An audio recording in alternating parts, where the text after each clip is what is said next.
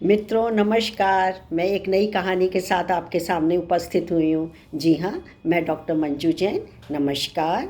Retired associate professor from SN degree college Kanpur. आपको मेरी कहानियाँ कैसी लग रही हैं? अच्छी लग रही हैं? बच्चों को सुना रहे हैं ना? बच्चों के लिए तो हैं, हम लोग तो अब अपने सीख चुके, अब बच्चों को हम लोग को आगे बढ़ाना है। तो आजकल क्या है, माता पिता के पास उतना क्वालिटी टाइम नहीं होता कि बच्चों के साथ इंटरेक्शन मेंटेन करें या बहुत ज़्यादा उनके साथ दें। कोरोना पीरियड की बात फ़र्क है, वो तो टेम्परेरी था, पर बहुत ज़्यादा आपाधापी हो रही है आजकल पेरेंट्स में भी, सब में बहुत सारी चीज़ें। तो लेकिन कोई बंदा ऐसा नहीं होगा जिससे अपनी नानी से या दादी से कोई कहानी ना सुनी हो। उनका बेस्ट जो कि बेड टाइम रहता था कि दादी के पास गोदी में सिर रख के, नानी के सिर गोदी में सिर रख के कहानी सुना जाए। क्यों? क्योंकि बहुत फ़ायदे हैं। सकारात्मक सोच मिलती है, दिमाग हमारा इधर उधर कहीं नहीं जाता, अच्छे काम में लगता है, और फिर हमेशा एक कोई ना कोई सीख होती है। और हम अपना जीवन पहले क्या है, आज से जब न्यायालय नहीं हुआ करता था, कानून नहीं था, तो हम अपने व्यवहार को इन्हीं कहानियों से नियंत्रित करते थे। क्या है, हमेशा आएगा कहानी का मॉरल ये कि चोरी नहीं करनी चाहिए, कहानी का मॉरल ये है झूठ नहीं बोलना चाहिए, कहानी का मॉरल ये है ईमानदारी से रहो, ईमानदारी से काम करो, बड़ों की सेवा करो, उदार बनो, यही सब सिखाए जाते थे। तो मैंने आज आपके लिए एक कहानी सोच के रखी हुई है। मैंने सोचा बस दिन निकले और जल्दी से आपको कहानी सुना दूं। तो कहानी का शीर्षक है पैसों का पेड़। वाओ, पैसों का भी पेड़ हो जाए तो कितना मज़ा है, लेकिन सबके लिए नहीं होता मज़ा। जो ईमानदार होता है उसके लिए मज़ा होता है। कैसे, देखिए। एक बार क्या हुआ कि एक लकड़हारा था, तो लकड़ी काटता था, अपना जीवन यापन करता था वो। तो जब जा रहा था घर की तरफ, तो रास्ते में उसको एक साधु बाबा मिले। साधु बाबा बहुत ज़्यादा ठंड से सिकुड़ रहे थे, बिल्कुल ऊ काँप रहे थे, जैसे ठंड में आप लोग नहा के निकलते हो, ठंड से ऊ करते, ठीक उसी तरीके से। लकड़हारे को दया आ गई, तो उसने कहा कि बाबा आप रुकिए 2 मिनट के लिए। उसने खूब सारी लकड़ी इकट्ठा की और आग लगाई, और बाबा से कहा आप इसके चारों तरफ बैठ करके अपने हाथ सेक लीजिए, या आप चुकिए। और अपने जो ऊपर का कंबल था, लकड़हारा ओढ़ा हुआ था, उसने उसको उड़ा दिया कि बाबा अब तो मैं घर ही जा रहा हूँ, आप इसको ले लीजिए। बाबा बहुत खुश हुआ कि आज के ज़माने में भी ऐसे लोग हैं, ऐसे लोग मिलते हैं, ये तो खुद ही इतना युवा है, इसकी इतनी सोच, इतनी बड़ी सोच है। उन्होंने खुश हो करके अपने हाथ की उंगली से अंगूठी निकाली या थैले में से, और उसने ये कहा कि ये अनमोल अंगूठी है और मेरे किसी काम के नहीं, मैं तो साधु संत बाबा हूँ, ये तुम्हारे लिए बिल्कुल सही है, तुम इसको पहनो, और मैं तुमको एक मंत्र देता हूँ।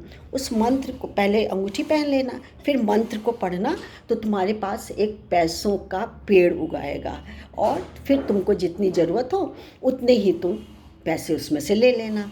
अब वो घर गया खुशी खुशी, उसने अंगूठी अपनी पत्नी को दी, बहुत दोनों खुश रहे। और मंत्र पढ़ करके, एक दिन पैसों की ज़रूरत थी, मंत्र पढ़ के उन्होंने पैसे तोड़े लिए, निकाल लिए।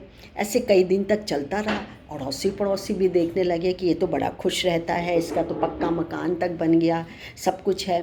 एक दिन चुपके से पड़ोसी ने उसको देखा कि अंगूठी पहनी और पेड़ लगा हुआ था, और पेड़ में से पैसे उड़ रहे।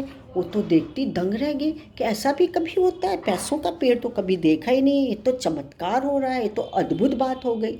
बस उसके शैतानी दिमाग में आ गई बात, अंगूठी किसी तरह पार कर ली जाए। और उसने सचमुच में एक दिन अंगूठी पार कर ली, और पति पत्नी दोनों जने जो पड़ोसी थे, वो मार अंगूठी पहने इस उंगली में, उस उंगली में, इस उंगली में, लेकिन पेड़ क्या, पौधा भी ना उगा वहाँ, तो बिल्कुल कुछ नहीं था। क्यों? क्योंकि मंत्र और ईमानदारी होनी, दो चीज़ बहुत ज़रूरी थी, और मंत्र पढ़ना बहुत ज़रूरी था। लेकिन उन्होंने तो मंत्र भी नहीं पढ़ा। तो अब क्या करें, क्या करें? अब इधर जो कि लकड़हारा, उसकी वाइफ, दोनों बहुत परेशान हो गए कि अंगूठी कहाँ गई, अंगूठी इतनी सिद्धि वाली थी, बाबा ने दी थी हम लोगों को, हम लोग की ईमानदारी के लिए, हम लोग की सद्भावना के लिए, हमारी उदारता के लिए उन्होंने दिया था, और हमने खो दी, कितने हम वो हैं।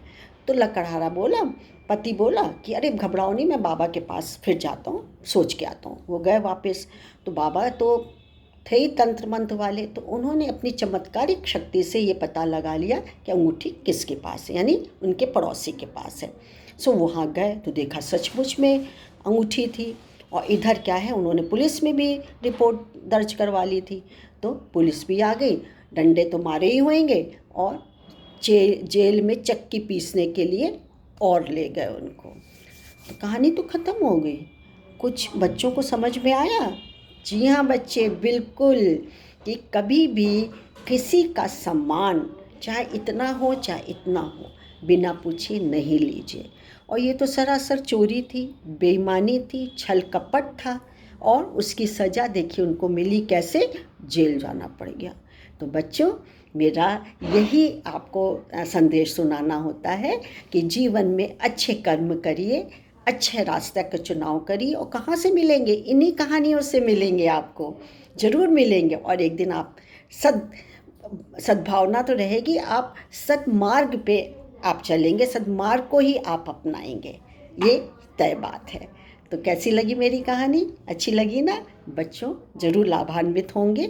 इसी संदेश के साथ मैं आपको नमस्कार करती हूँ, आज्ञा लेती हूँ। नमस्कार, थैंक यू।